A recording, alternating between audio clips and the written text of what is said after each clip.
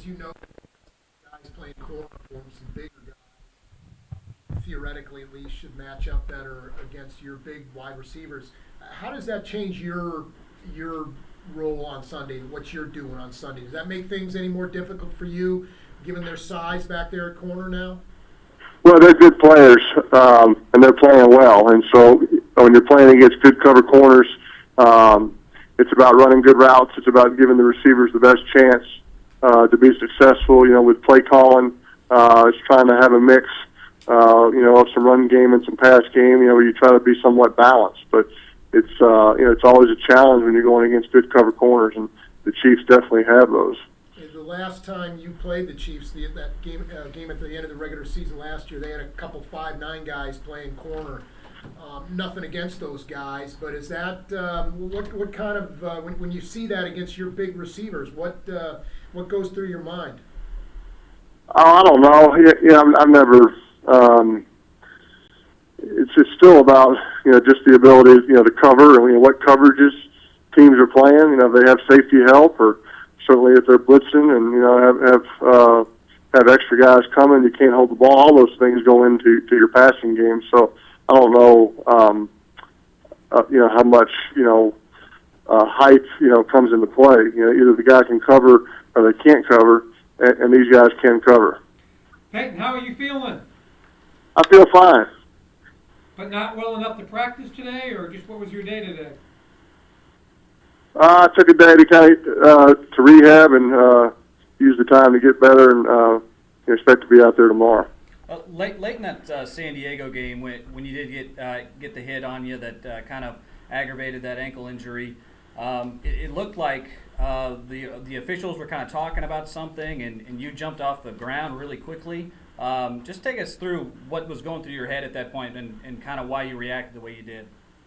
Yeah, I thought I clarified that after the game. It was over the timeout situation. I saw San Diego call the timeout, and I was just going to take a minute to kind of get my bearings. And then I saw they were charging us with the timeout, and so that's what I got up to argue about. That certainly if San Diego calls a timeout, we're able to run the clock out with a couple of kneels, and they changed it to giving us the timeout. So that's what I was arguing with them about.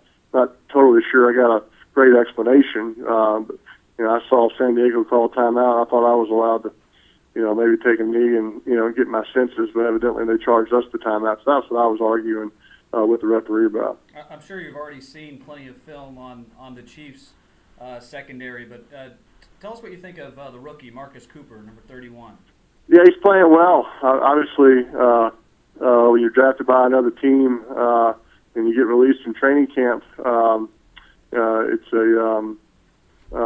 not very often do you see a player going and starting on the top defense in the NFL. So that's a real credit to him, certainly, and he's playing well, making a lot of plays, breaking up passes.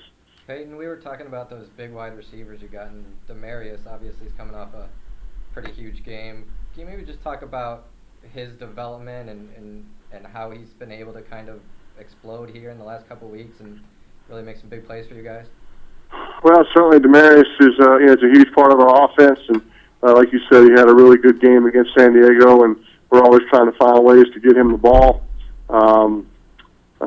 He's got good size. He's a physical receiver.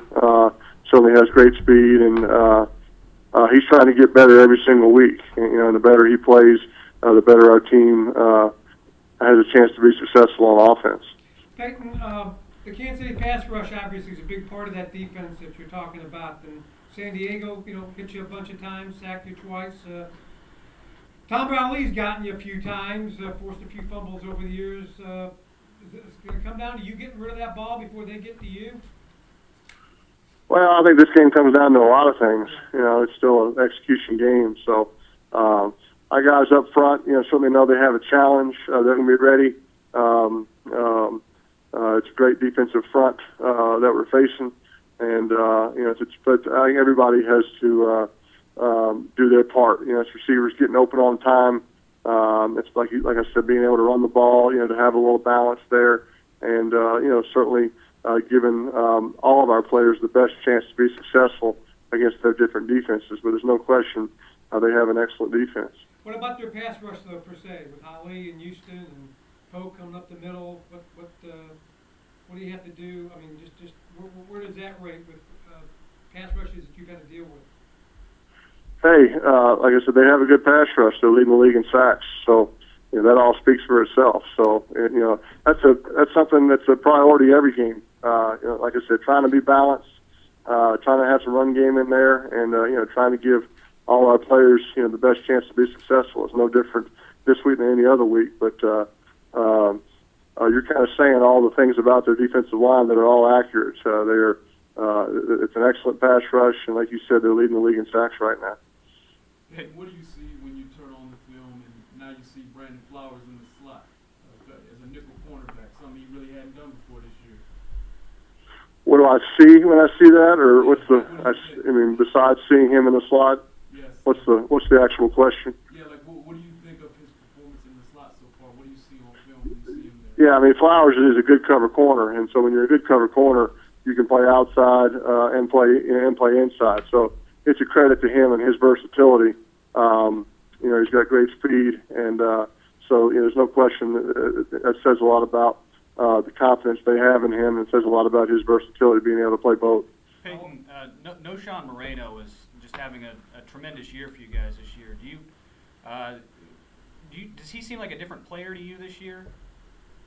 Well, he has certainly been a workhorse for him, and Noshawn's been through the highs and lows, of the NFL in just a short time. He was a high draft choice, and he's had some injuries, and he's, at one point he was fighting for a roster spot, and it's a real credit to him. He's kept a good attitude. He's really maintained a good work ethic, and like you said, he's been a real plus for us this year in the running game, in the passing game as well. He's got good hands. He gets the ball upfield, and certainly feel real confident with him in the backfield next to me.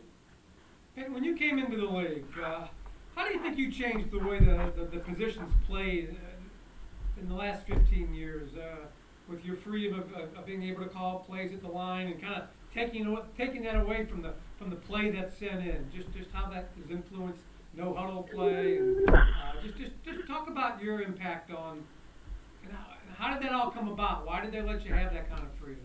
Yeah, it's hard for me to speak about the impact. All I can speak for is kind of just the offenses that I've played in and kind of how it's evolved. But basically, I guess in Indianapolis, Tom Moore, offensive coordinator, we were together every year, and I think as he just gained trust in me, gave me more freedom and flexibility to get out of bad plays, and if I saw something out there, he always said, nobody is going to have as good a view as you are out there on the field playing quarterback. That's a better view than the sideline or in the press box. And so if you see something that you like, go for it. But I had to earn that trust from Tom, and I never felt like I abused it. And there's certainly a lot of responsibility that comes with that. I always took that very seriously. So I felt like I called plays that Tom kind of knew that I was going to call, based on what he and I had talked about during the week. And so I think when the quarterback has that responsibility, there's a lot more on his shoulders, and you work harder during the week in your preparation and your film study because you don't want to let the offensive coordinator down if he gives you the green light to call some of your own plays. Thank you. Peyton, are you sensing Guys, a trend? we have time for one more quick one, and then we'll have Coach Del Rio on the phone.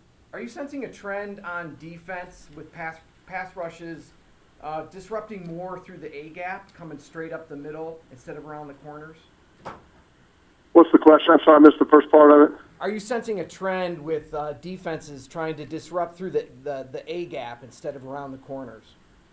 Boy, it's pretty technical talking A-gaps. You guys really know your stuff. I'm impressed. It's hard to say, what the trends are. We're in week 9.